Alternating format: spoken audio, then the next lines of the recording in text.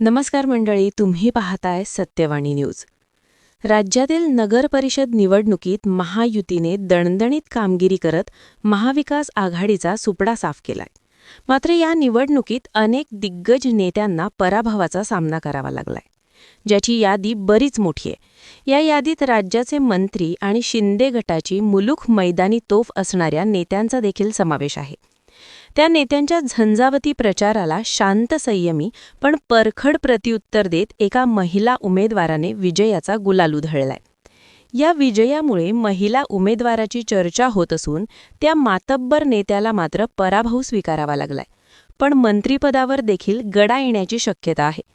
कोण आहे त्या विजयी उमेदवार, त्यांनी मंत्र्याला आव्हान देत कशी जिंकली ही निवडणूक, याची चर्चा सध्या राज्यभरात होत असून याबद्दलच व्हिडिओच्या माध्यमातून आपण सविस्तररित्या जाणून घेऊया. नगरपरिषद निवडणुकीत महायुतीचं वर्चस्व माळ राहिलंय. जळगाव जिल्ह्यात तर अनेक ठिकाणी महायुती विजयी झालीय. पण मंत्री गुलाबराव पाटील यांच्या मतदारसंघातील धरणगावमध्ये मात्र दारुण पराभव झालाय. विशेष म्हणजे विजयी झालेल्या लीलाबाई चौधरी यांनी केवळ एका वाक्यावर ही निवडणूक जिंकत गुलाबराव यांचा पुढचा राजकीय प्रवास काटेरी केलाय असं म्हटलं गेलंय. धारणगाव नगरपालिकेत शहर विकास आघाडीच्या लीलाबाई चौधरी विजयी झाल्या असून शिंदे सेनेच्या वैशाली भावे यांना पराभव पत्करावा लागलाय. धारणगाव नगरपरिषदेत 11 प्रभाग असून नगराध्यक्ष आणि 23 नगरसेवक अशी 24 जागांसाठी निवडणूक घेण्यात आली. मात्र या निवडणुकीच्या निकालात महाविकास आघाडी शहर आघाडीनं शिंदे सेनेला धक्का दिलाय. सुरुवातीच्या टप्प्यापासूनच लीलाताई चौधरी यांनी आपलं वर्चस्व निर्माण केलं होतं. पहिल्या फेरीचा निकाल हाती येताच लीलाताईंनी घेतलेली आघाडी शेवटच्या फेरीपर्यंत कायम राहिली. धारणगाव नगरपरिषदेच्या 23 प्रभागांसाठी झालेल्या निवडणुकीत शिवसेनेच्या शिंदे गटाचे तब्बल 15 नगरसेवक निवडून आलेत, तर प्रतिस्पर्धी शहर विकास आघाडीचे फक्त 8 नगरसेवक निवडले आहेत. मात्र त्यासोबत नगराध्यक्षपदाच्या उमेदवारालाही निवडून आणण्यात शहर विकास आघाडी यशस्वी ठरलीय. शिवसेनेतील बंडानंतर धारणगावमध्ये ठाकरे गट कमकुवत झाला होता.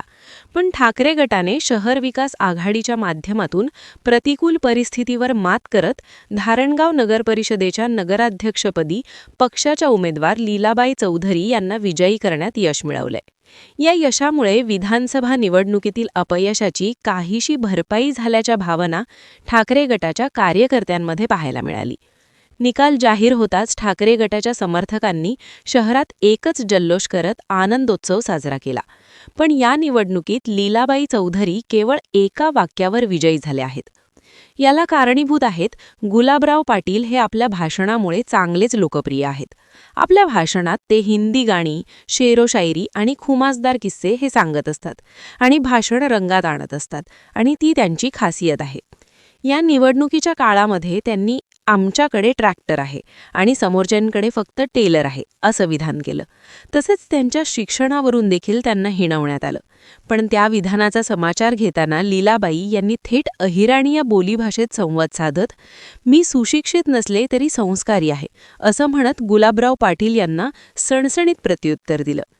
शिवाय एका सभेत त्यांनी केलेलं वक्तव्य, गुलाबराव पाटलांना घातलेले कपडे माझ्या नवऱ्याने शोधून दिले होते, यामुळे प्रचाराचा सूर आणखीनच तापला होता.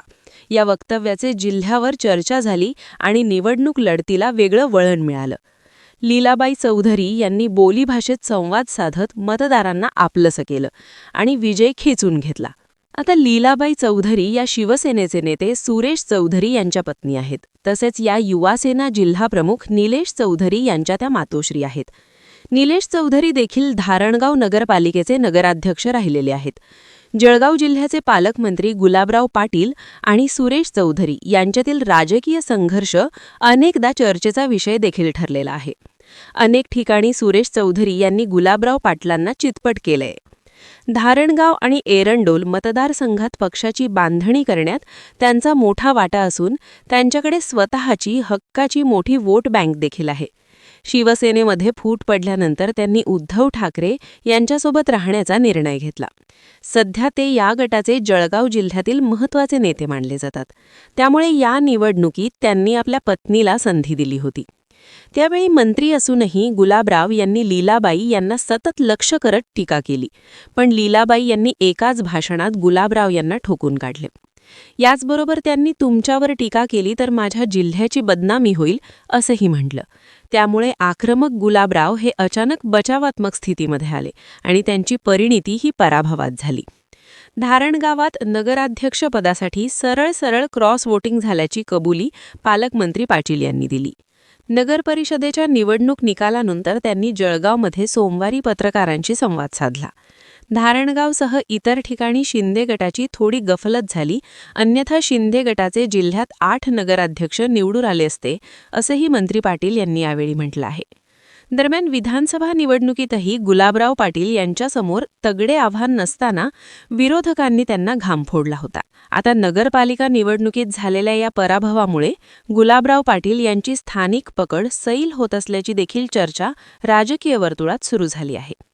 धारणगावमधील हा निकाल केवळ नगरपरिषद निवडणुकीपुरता मर्यादित न राहता जळगाव ग्रामीणसह जिल्ह्यातील राजकीय समीकरणांवर प्रभाव टाकणारा असण्याचं राजकीय जाणकारांचं मत आहे.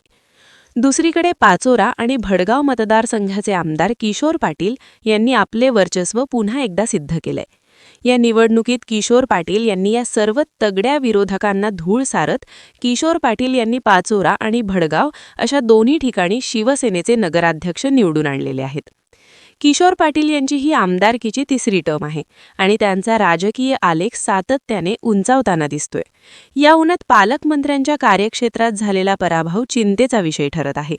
या पार्श्वभूमीवर जळगाव जिल्ह्यात शिवसेनेच्या संघटनात्मक रचनेत मोठा बदल केला जाऊ शकतो का?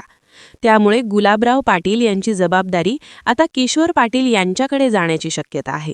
विरोधकांना चोख प्रतिउत्तर देणाऱ्या किशोर पाटील यांच्यासारख्या नेत्यावर मोठी जबाबदारी दिल्यास जिल्ह्यात पक्ष अधिक मजबूत होईल असा अंदाज राजकीय विश्लेषक व्यक्त करतायत. पण सध्या एका भाषणाच्या जोरावर एका महिलेनं गुलाबराव पाटील यांना चारलेली ही धूळ चर्चेचा विषय ठरली आहे. याविषयी तुमचं मत काय? कॉमेंट करून नक्की सांगा. आणि अशाच राजकीय घडामोडी जाणून घेण्यासाठी आपल्या सत्यवाणी न्यूज या चॅनलला सबस्क्राईब करा. धन्यवाद.